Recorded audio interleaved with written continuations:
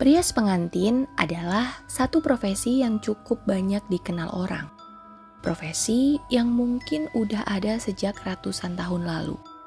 Profesi ini dulunya banyak digeluti wanita. Tapi zaman sekarang laki-laki juga banyak.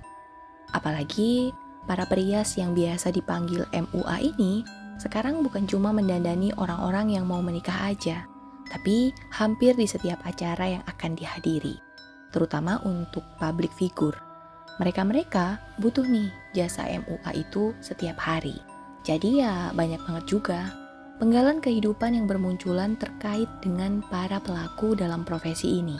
Salah satu yang paling menarik adalah banyaknya kisah mistis yang menyertai keberadaannya. Dan saking banyaknya itu, gak bisa aku ceritain satu persatu ya. Karena memang cukup banyak rumor-rumor mistis tentang perias pengantin. Contohnya, kebanyakan perias pengantin itu wajahnya jutek atau malah serem. Ada pula perias yang harus membakar kemenyan dulu di dalam kamar riasnya sebelum mulai merias, dan masih banyak lagi. Nah, kali ini aku akan mengangkat satu kisah yang sangat menarik. Kenapa menarik? Karena kejadiannya nyata, orangnya juga ada, tempat kejadiannya juga masih ada. Peristiwa ini terjadi di tahun 90-an. Waktu itu, ada seorang perempuan berumur 35 tahun, namanya Nina. Orang-orang banyak memanggilnya dengan panggilan Mbak Nina atau Ibu Nina, walaupun ada juga yang memanggilnya dengan Nina saja. Dan Ibu Nina ini sudah sekitar 20 tahun lamanya berprofesi sebagai perias pengantin. Semua dimulai sejak beliau masih sekolah. Jadi Ibu Nina awalnya mulai ikut ibunya membantu merias pengantin. Yang kebetulan sang ibu ini juga merupakan seorang perias pengantin senior. Sampai akhirnya saat Ibu Nina ini berusia 21 tahun, sang mama meninggal. Sehingga Ibu Nina lah yang melanjutkan profesi ini. Pokoknya Ibu Nina ini menjadi perias pengantin sejak beliau masih tinggal bersama orang tuanya di Cilegon sampai ketika sudah memiliki tempat tinggal sendiri di Tangerang Selatan. Dan karena sudah cukup lama, banyak kejadian-kejadian yang dialami Bu Nina selama menjalani profesinya itu. Entah itu sedih, senang, ataupun seram. Seram? Iya. Karena seperti yang aku bilang di awal tadi, profesi perias pengantin ini seringkali harus bersinggungan dengan hal-hal mistis yang menyeramkan, di mana itu nggak masuk nalar dan logika. Apalagi Ibu Nina ini sering banget dapat panggilan untuk merias pengantin yang lokasinya jauh di pelosok hampir di setiap sudut Pulau Jawa. Sesekali bahkan juga sampai keluar Jawa. Nah, dari situlah banyak kejadian janggal dan aneh yang beliau alami ketika harus mengunjungi tempat yang cukup terpencil. Dan salah satu pengalamannya adalah ketika Ibu Nina harus mengunjungi satu desa di daerah Anyer, Banten. Penasaran kan? Yuk, kita mulai. Oh iya, dari sini aku bercerita sebagai Ibu Nina ya. Jadi suatu hari, aku mendapatkan job merias di salah satu daerah yang ada di kawasan Anyer. Tapi kali ini aku harus berangkat ke sana sendirian. Karena Mira asistenku yang biasa mendampingi sedang ada urusan mendadak. Jadinya ya dia nggak bisa ikut job kali ini. Dan aku itu tipe orang yang sangat tepat waktu. Pokoknya nggak ada kamus terlambat lah dalam hidupku. Prinsipku, lebih baik aku menunggu daripada orang lain harus menunggu karena aku datang terlambat. Dan sama, kali ini juga. Pagi-pagi buta, aku sudah dalam perjalanan menuju tempat merias. Tepatnya di salah satu desa di wilayah Anyer, Banten. Tempatnya ini di sisi jalan pegunungan sebelah kiri. Jadi bukan di sisi pantainya. Dan katanya letaknya itu cukup jauh dari jalan utama. Tapi walaupun begitu, aku harus menjalaninya. Toh sebelum-sebelumnya juga aku sudah merasakan yang lebih pedalaman lagi. Dan aku survive. Targetku adalah aku harus sampai di tempat acara sebelum jam 5 subuh. Dengan tujuan sebelum akad mulai, semua sudah siap. Jadi gak ada yang terlambat lah. Dan ternyata sukses. Sama seperti biasanya, aku datang tepat waktu. Jam 5 kurang 15 menit, aku sudah sampai di rumah mempelai wanita. Waktu itu karena aku belum punya kendaraan pribadi, untuk menuju ke sana, aku naik angkot terlebih dulu, barulah naik ojek untuk menuju tempat acaranya. Rumah mempelai wanita ini terlihat sederhana tapi cukup besar, dengan desain standar rumah di pedesaan yang terpencil. Tapi walaupun sederhana, rumah ini kelihatannya nyaman banget untuk ditinggali. Waktu aku datang, udah ada tuh beberapa orang yang wira-wiri, baik di dalam rumah maupun di bagian luarnya. Pokoknya khas orang-orang yang mau hajatan gimana sih? Pasti sibuk dari pagi kan? Nah, sama. Di sana juga ada beberapa orang. Walaupun menurutku pribadi, untuk ukuran rumah yang nantinya akan ada acara besar seperti pernikahan, rumah ini cenderung sepi. Bukan bermaksud gimana-gimana ya, karena kan aku sering banget ya ada di situasi kayak gini. Dan biasanya ya lebih banyak orang lagi, lebih ramai dan lebih riuh gitu. Tapi situasi di rumah ini pagi itu santai. Ada sih beberapa orang, tapi masuknya sepi lah untuk ukuran rumah yang mau hajatan. Mbak Nina ya? Mari masuk, Mbak. Sapa seorang perempuan dengan ramah. Setelah itu dia mengajakku masuk ke rumah dan langsung menuju kamar rias pengantin. Aku ya mengikuti arahannya. Sesampainya di dalam kamar, perempuan itu lantas pamit. Itu pengantinnya, silahkan Mbak, ucapnya sambil tersenyum. Nah, di dalam kamar sudah duduk seorang perempuan dengan rambut tergerai. Dia ini duduk di depan cermin besar dengan penerangan seadanya. Saya langsung mulai aja ya, Neng? Tanyaku. Iya Mbak, jawab si mempelai ini. Kemudian aku langsung mempersiapkan peralatan. Lalu singkat cerita, aku pun mulai ngerias. Neng, capek ya? Wajah kamu itu pucat banget loh, tanyaku. Karena emang si calon pengantin ini beneran pucat banget.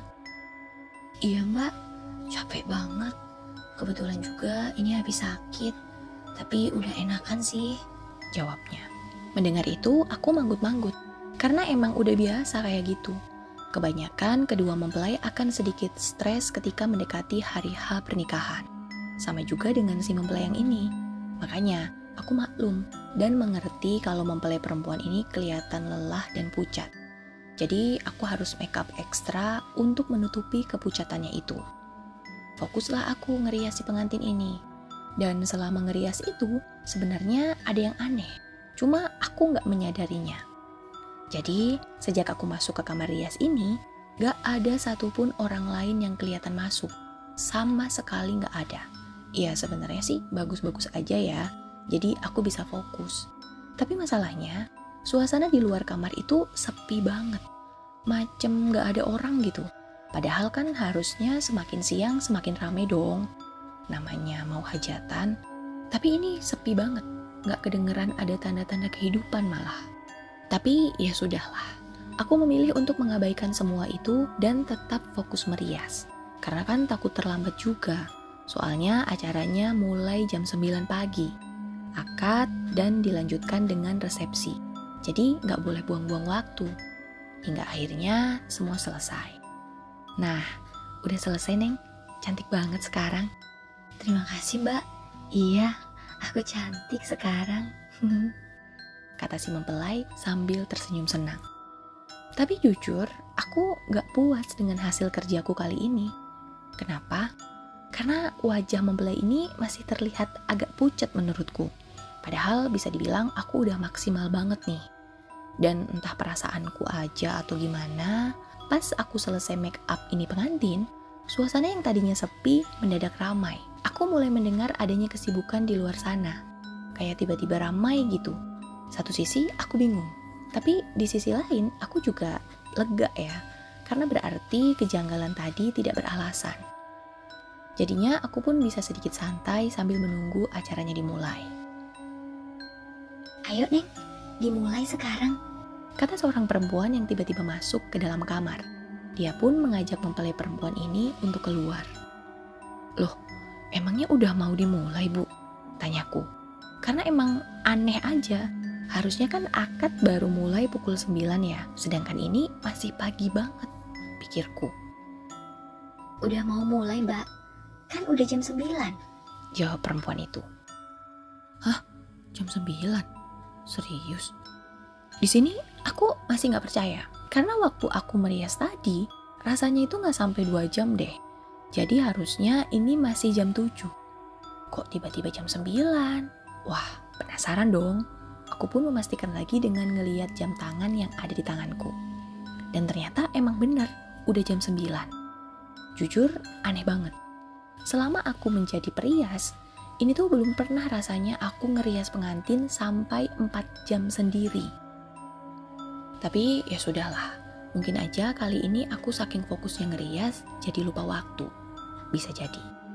Setelah itu, seperti biasa, aku menunggu di dalam kamar yang sudah disediakan. Jadi selama acara berlangsung, aku ya di dalam kamar. Dan ini memang kebiasaan yang selalu aku jalani. Jadi kalau aku lagi ngerias kayak gini, ada beberapa hal yang selalu aku lakukan. Yang pertama, sebisa mungkin aku tidak menunjukkan diriku di depan para tamu undangan ketika acara sedang berlangsung.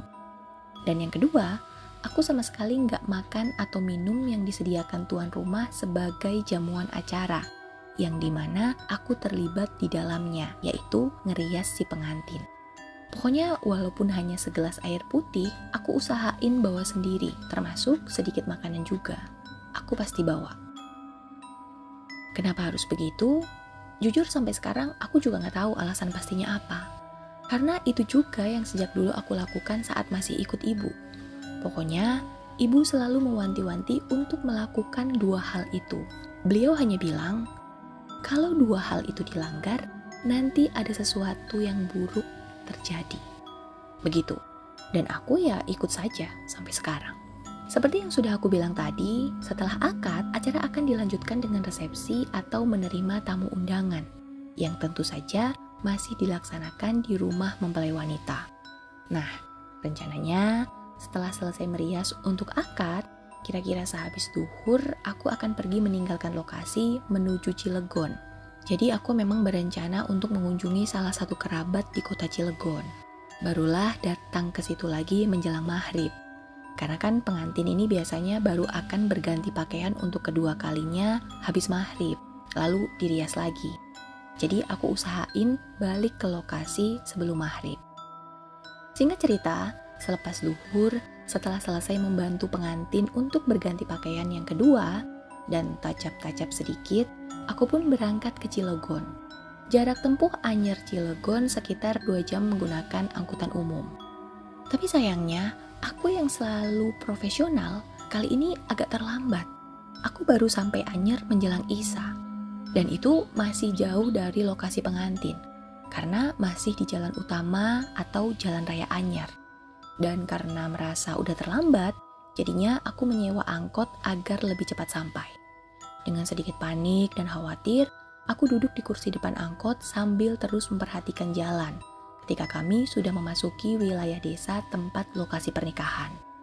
Dan aku makin panik lagi, karena sampai jam 8, aku yang hanya berdua dengan sopir angkot belum juga menemukan rumah pengantin.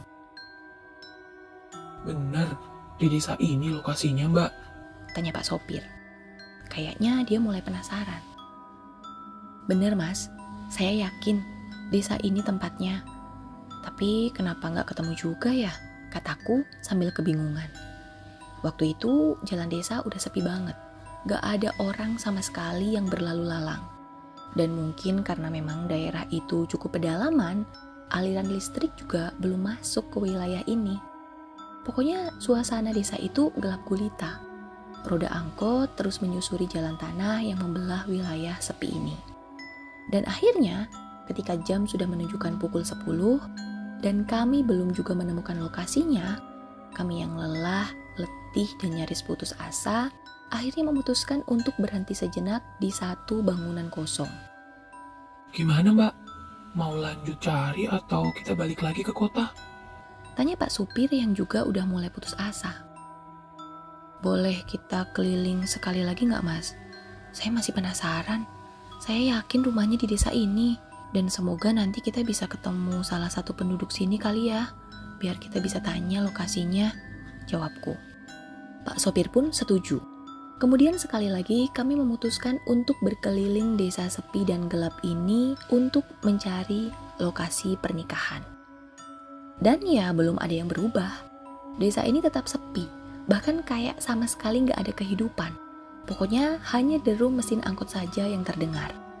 Udara dingin mulai turun dari pegunungan yang ada di dekat desa. Dan makin malam makin dingin rasanya. Angkot pun berjalan pelan. Lagi-lagi terus menyusuri jalan tanah kering yang sepertinya udah lama tidak terguyur hujan. Menjelang jam 11 malam, akhirnya aku putus asa. Aku menyerah. Ya sudah mas, kita kembali aja ke kota. Sepertinya memang nggak ketemu juga, ucapku. Dan Pak sopir pun mengiyakan. Dia pun lalu memutar arah mobil untuk menuju jalan keluar desa. Tapi nggak berapa lama kemudian, kami melihat ada beberapa orang yang sedang berjalan kaki. Tentu saja aku senang banget melihat mereka. Jadi kami bisa menanyakan letak lokasi pernikahan. Pak, maaf mau tanya, rumah Pak Thohir yang sedang ada acara pernikahan di sebelah mana ya Pak? Tanyaku ketika kami sudah berada dekat dengan orang-orang itu. Rumah Pak Thohir yang ada pernikahan tapi nggak jadi. Itu mbak, setelah belokan di depan, rumahnya nggak jauh dari situ, di sebelah kiri. Salah satu dari mereka menjawab seperti itu. Lega banget. Akhirnya kami bisa menemukan lokasinya. Tapi sebentar. Kenapa orang itu bilang ada pernikahan tapi nggak jadi? Aneh banget. Jelas-jelas tadi jadi, batinku. Kemudian kami pun mengikuti arah petunjuk mereka. Dan benar, kami akhirnya menemukan rumah itu. Padahal tadi kita udah lewat lokasi ini ya mbak. Tapi kenapa rumah ini nggak kelihatan? Baru sekarang kelihatan. Tanya Pak sopir kebingungan. Dan aku pun ya sama. Kenapa dari tadi kami mondar-mandir 2 kali di sini nggak melihat rumah ini? Aneh banget. Dan setelah diperhatikan, benar, emang ini rumahnya. Aku masih hafal banget. Karena kan baru tadi pagi aku datang untuk ngerias di sini. Tapi ada yang janggal nih. Memang benar, ini rumahnya. Dan terlihat juga ada banyak orang. Bahkan masih banyak orang yang datang juga, seperti para tamu gitu. Tapi ketika kami turun dari angkot dan masuk ke halaman, aku ngeliat kalau rumah ini sama sekali tidak terlihat ada acara semacam pernikahan gitu. Bahkan justru sebagian besar tamunya itu mengenakan pakaian gelap layaknya orang yang datang melayat. Macam ada acara berkabung gitu, bukan datang ke pesta pernikahan. Wah, ada apa ini? Batinku. Bu, maaf, keluarga pengantin di mana ya? Aku bertanya ke salah satu perempuan yang aku temui di teras. Itu, dia menunjuk ke satu perempuan lainnya yang sedang menangis terseduh. Kemudian aku menghampiri perempuan itu, yang ternyata aku mengenalinya. Dia adalah perempuan yang mengantarku masuk ke dalam kamar pengantin tadi pagi. Mbak Nina ya? Kok baru datang? Aduh, maaf ya Mbak. Kami lupa memberitahu kalau pernikahannya batal Mbak. Gak jadi. Ucap ibu itu sambil menahan tangis. Batal kenapa Bu? Bukannya tadi acaranya udah mulai? Saya kan yang ngerias pengantinnya. Tadi pagi sampai siang. Jawabku keheranan. Gak ada pernikahan Mbak. Ratih mempelai perempuan meninggal karena sakit mendadak jam 1 tengah malam kemarin Mbak. Hah? Mempelai wanita udah meninggal malam sebelum ini. Lalu siapa yang aku rias tadi pagi di rumah ini? Batinku. Hai, balik lagi ke aku. Oh iya, cerita ini bisa kalian baca sendiri selengkapnya di akun Twitter @bristory ya. Di sana juga banyak banget cerita mistis lainnya. Silahkan kunjungi dan follow akun @bristory. Buat teman-teman yang udah dengerin juga makasih banget ya. Makasih juga buat yang udah subscribe dan setia dengerin aku cerita. Walaupun aku belum bisa konsisten. Makasih ya. Oh iya, kalau kalian suka dengan video ini, boleh banget di like ya. Sugeng dalu.